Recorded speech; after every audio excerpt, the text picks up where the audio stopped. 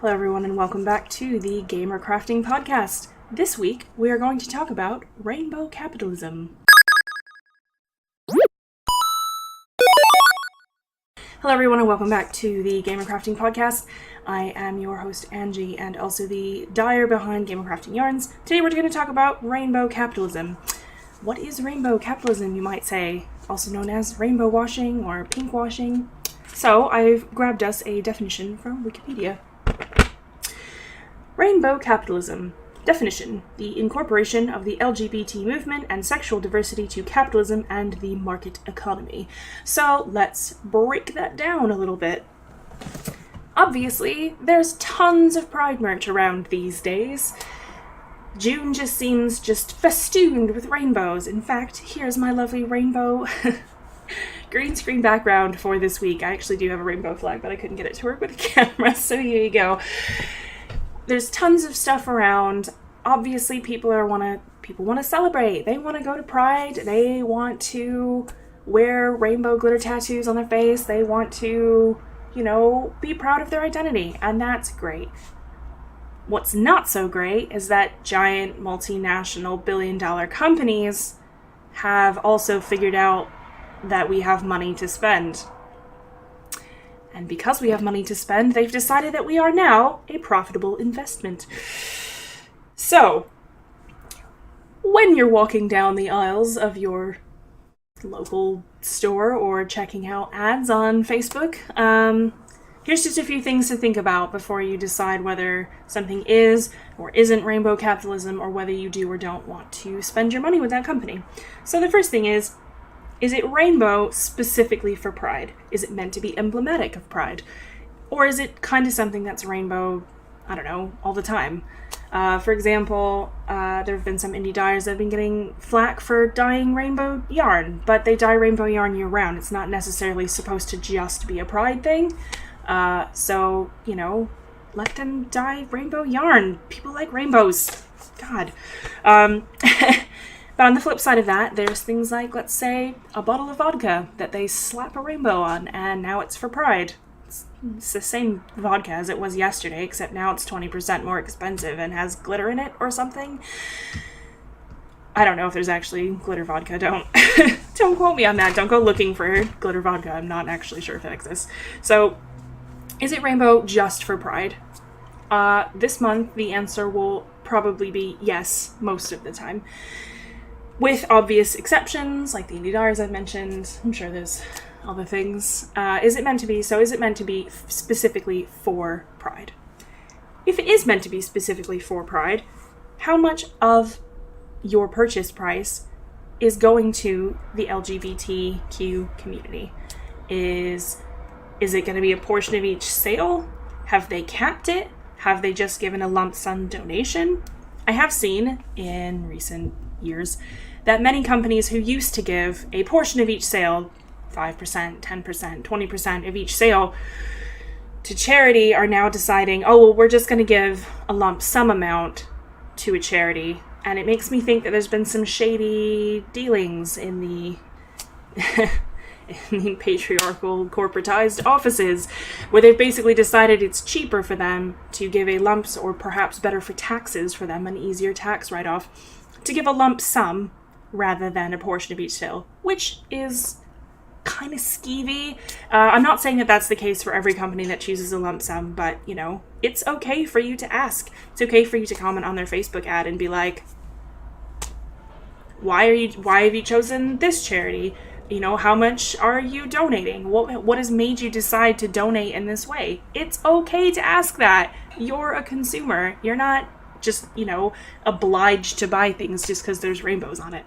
So here's the other thing, right? So if you find something and it's for Pride or for the LGBTQ community, and they are donating money and it's a portion of each sale, and they're like, yeah, and they change their logo to be a rainbow for the month. Okay.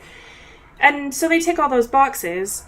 Are they also quietly donating loads of money to anti-gay politicians or political movements? Because that's not so great.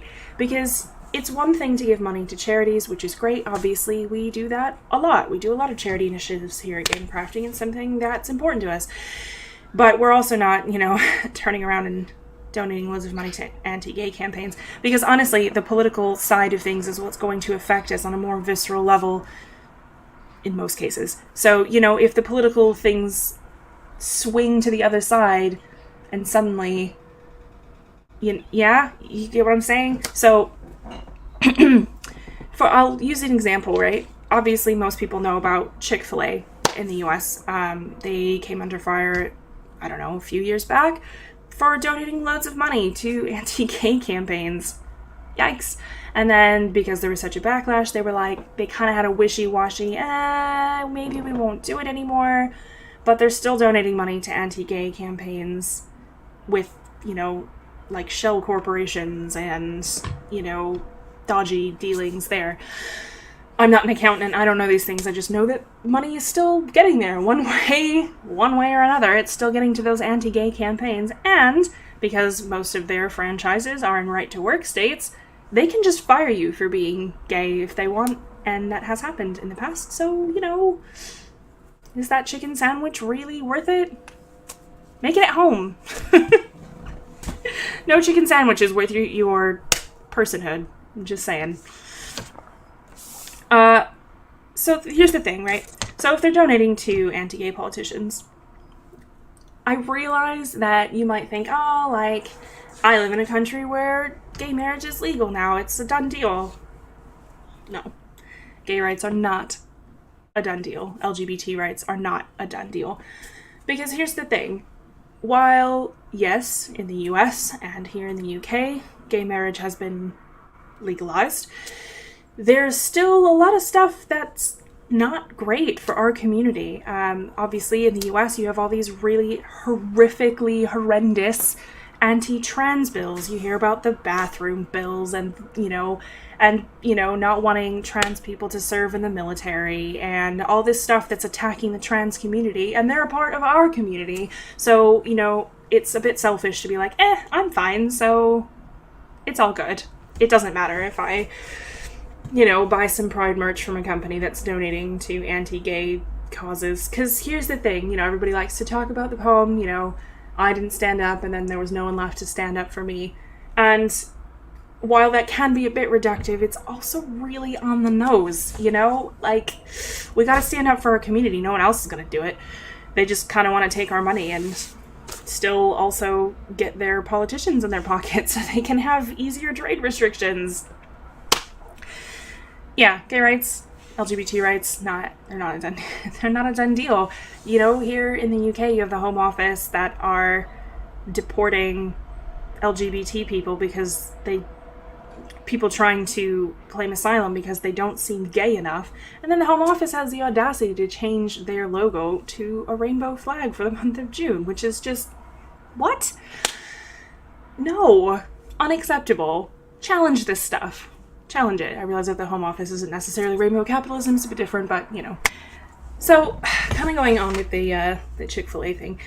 So if it's a big company, and they are donating money to an LGBT charity, and they don't donate money to anti-gay causes, the next thing you should be asking yourself is, how do they treat their workers?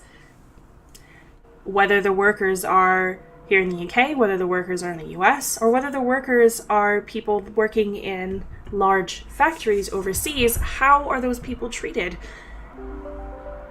Are they being treated well? Are they allowed to celebrate Pride or not? Or would it endanger their jobs and their livelihood? And, how's that going to work? How do they treat their workers? Are they paid well? Do they get... are they allowed to take joint parental leave if they have a child or adopt a child? Is the company going to help them with that? These are things to ask. These are things to question. And here's another thing. So, obviously, with here in the UK and in the US, tons of companies are jumping on this Pride bandwagon, and they're, sponsoring floats in the Pride parades, and the banks are like, yeah, we're here for you, and they have, a gay couple on their commercials, and this and that. Good. I mean, representation is good, but were they pro-LGBTQ before or after it became a federal mandate? Federal mandate in the US, a bit different here.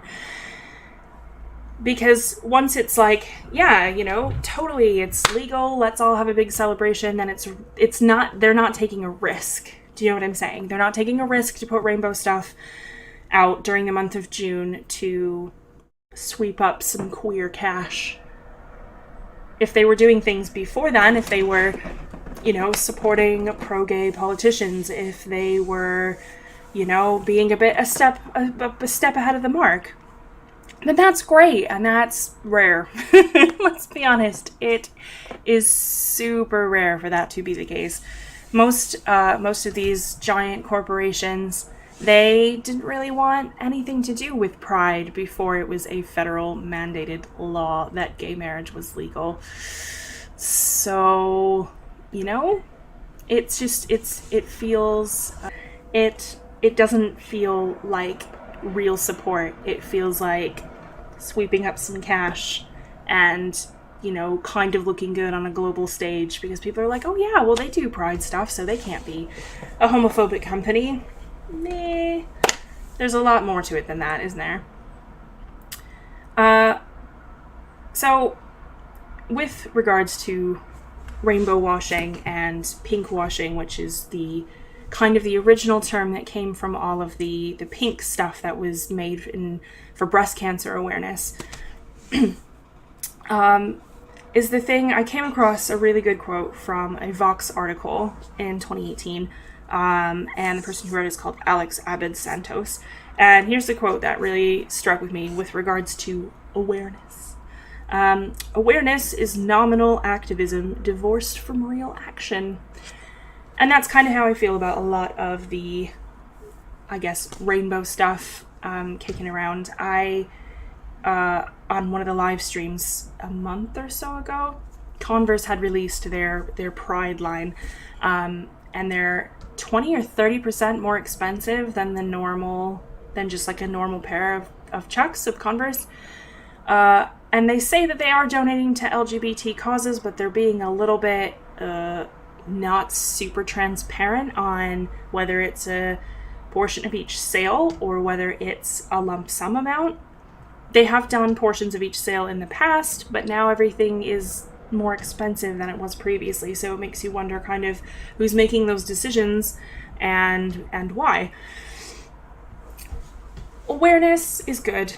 Obviously, if you are able to be out, great. There's a lot of people that still aren't for cultural reasons, for family reasons, religious reasons, all kinds of reasons.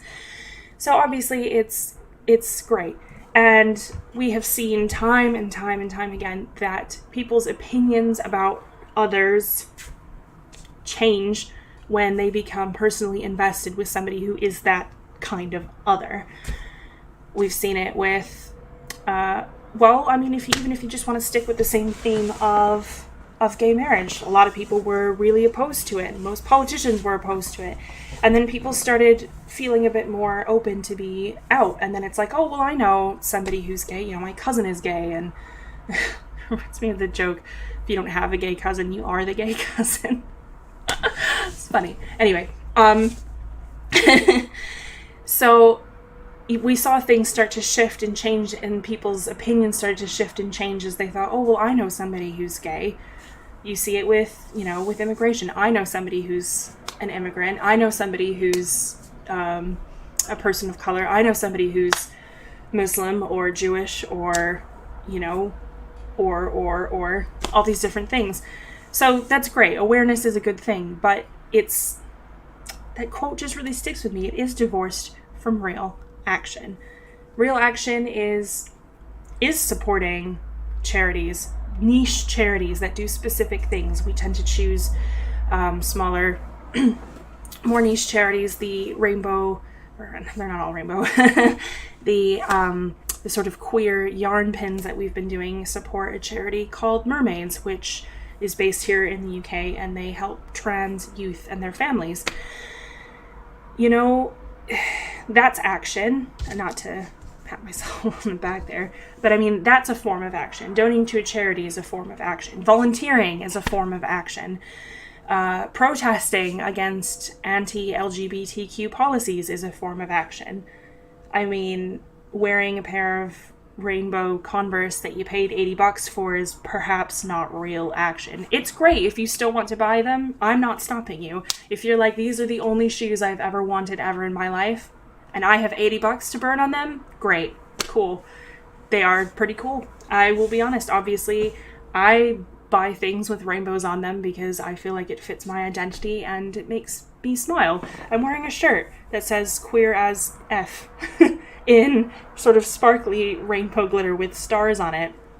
I bought it on a Etsy shop 6 months ago, or whatever it was. I have a shirt from Tea Turtle that says gamer on it, and gamer on it, and I thought that that was really clever and funny. And so, you know, I'm not saying don't ever buy things. I'm just saying question where it's coming from, question the intent, question you know, the ethical processes. You know, I mean, there's not really much ethical consumption in late capitalism, as they say, but, you know, how ethical is it? Is it a small business that you're buying from? You're, you know, probably doing pretty okay. Is it a giant multinational billion-dollar corporation that you're buying from? Then they're donating maybe only like 20 grand or something to a charity.